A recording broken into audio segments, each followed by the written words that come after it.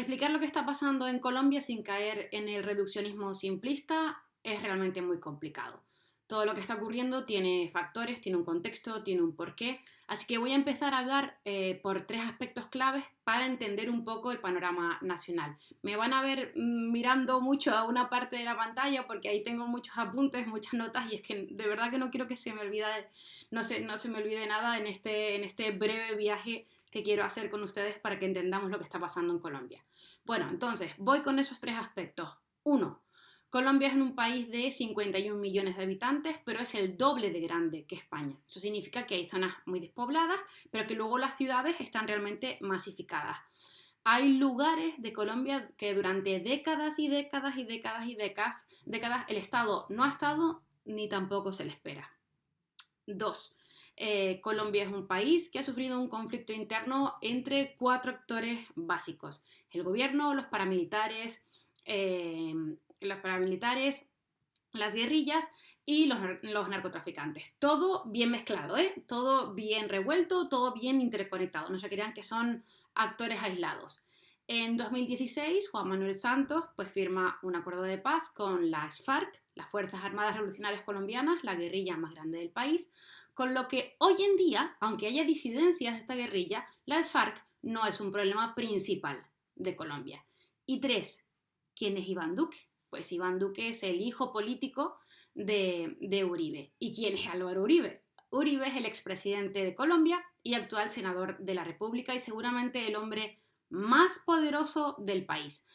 Antes de que su partido, el Centro Democrático, que podríamos calificarlo de derecha en escala Hitler, como diría Manuel Burke, bueno, pues antes de que el Centro Democrático tuviese un candidato para las elecciones pasadas, le preguntabas a la gente y había muchos uribistas que te decían yo voy a votar por quien diga Uribe. Es decir, no importaba quién fuese ese personaje, sino la idea que de esa persona tuviese Uribe. Uribe, por cierto, que es un señor que está señalado como instigador del paramilitarismo y que es responsable de decenas de masacres. Bueno, tenemos estos tres elementos y ahora les voy a dar más datos para que vayamos completando esta fotografía.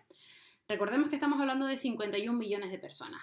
Bloomberg, que es una compañía gringa, afirmaba que Colombia es uno de los tres peores países del mundo para vivir durante la pandemia.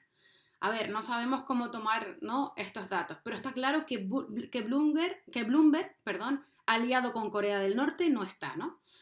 Hay un 20% de desempleo en las áreas metropolitanas y según el DANE, que es una institución gubernamental, hay 21 millones de pobres en el país. Por si quieren más elementos para meter en esta olla a presión, el ejército colombiano es uno de los más caros del continente. Se acaban de gastar 3.000 millones de euros, creo recordar, en 24 aviones de guerra para luchar no sabemos muy bien contra quién. Y tampoco hay que olvidarse que la corrupción del país cuesta 50 billones de pesos, que son otros 11.000 millones de euros. Colombia es el país donde más líderes sociales y más líderes medioambientales se asesinan de todo el mundo. El año pasado se asesinaron 310 personas. Además, en febrero se supo que fueron 6.400 personas las asesinadas entre 2002 y 2008 por el Estado y presentadas como bajas en combate en respuesta a la política militarista de seguridad democrática. Bueno, yo les explico un poco en qué consiste esto que en Colombia se llaman falsos positivos. Consistía en que los militares entraban, mataban a civiles, en su mayoría campesinos, les ponían las ropas el uniforme de las FARC y entonces esos militares y sus altos mandos cobraban una recompensa por esas muertes. Casualidades de la vida, en ese periodo el presidente de Colombia era Álvaro Uribe.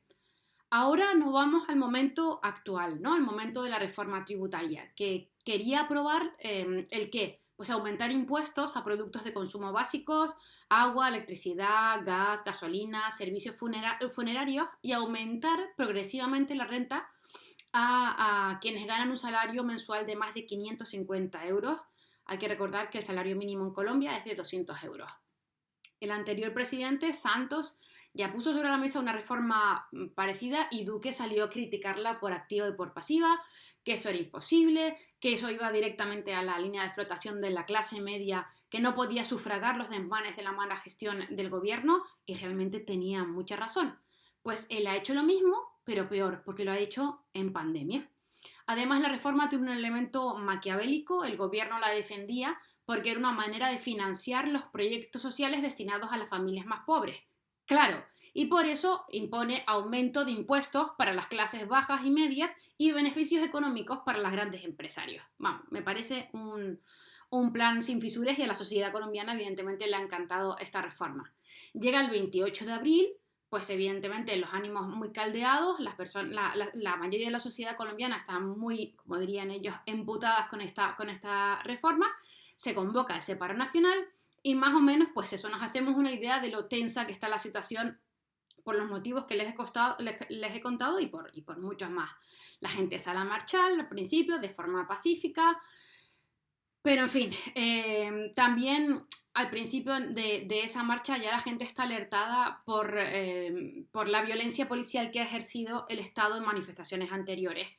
Entonces se monta y muy gorda. Cali, Bogotá, Medellín, Ibagué, Neiva, Pereira, Buga, Bucaramanga se han convertido realmente en campos de batalla. El ESMAD, que son los escuadrones antidisturbios, que yo cuando vivía en Bogotá y los veía cruzaba de calle porque dan muchísimo miedo, pues ha violado los derechos humanos de forma sistemática y el uso desproporcionado de la fuerza pública en general ha dado como resultado, en el momento en el que subo este vídeo, 40 muertos, una docena de casos de violencia sexual, 1.700 personas agredidas y más de 800 detenciones. Entonces, ¿qué hace el gobierno de Duque ante esta situación? Pues destituir al ministro de Hacienda, retirar esta reforma, ojo que la reforma de salud viene ahora y es también canela fina, y utilizar la palabra favorita del Centro Democrático, terrorismo. Yo no sé cuántas veces he escuchado esta palabra en este y en anteriores gobiernos, ¿no? El gobierno de Duque les dio a las manifestaciones el tratamiento de amenaza terrorista. Cada vez que al Centro Democrático hay algo que no le gusta o no le encaja, le pone la etiqueta terrorista porque además funciona muy bien en el país. Así que parece que, bueno, que esta va a ser la actitud del gobierno y que no la va a cambiar en los próximos días. Y realmente ojalá que me equivoque, pero no parece que, o sea, no hay ningún elemento que nos indique que vaya a haber una actitud mucho más comprensiva y mucho más dialogante con los manifestantes que ya llevan casi 10 días de manifestaciones. Y bueno, mientras en nuestro país, ¿qué? Bueno, que yo sepa, que yo tenga conocimiento, ningún medio generalista nacional ha abierto con esta noticia. Pero en cambio, tengo un montón de datos sobre la espada samurái que le ha regalado Steven Seagal a Maduro, porque eso sí, es una noticia importante. En fin, ya sabemos que en este país, para algunos medios y para algunos partidos políticos, Venezuela no es Colombia. Y me parece de una tristeza increíble. Mucha fuerza, Colombia.